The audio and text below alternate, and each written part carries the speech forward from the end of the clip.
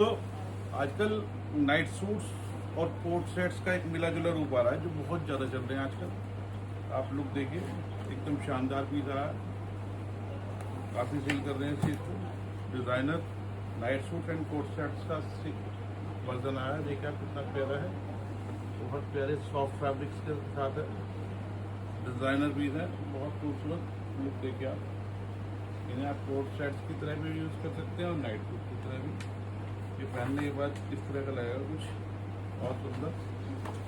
इसके हमने कई तरह के डिज़ाइन ला रखे हैं। ये तो मैं सिर्फ आपको 2 पीस दिखा रहा हूँ। ये देखिए, ये ब्राउन कोट सेट है और दोस्तों फैब्रिक बिल्कुल सॉफ्ट होगा, बड़ा शानदार, एकदम लाजवाब फैब्रिक है, कॉटन फील है एकदम। ये सब 1000 से 1300 रुपये, 1200-1300 रुपये तक की रेंज में है दोस्तों। बहुत अच्छे कपड़े हैं, आप इनको बाजार वगैरह भी पहन के जा सकते हैं और घर में भी पहन सकते हैं।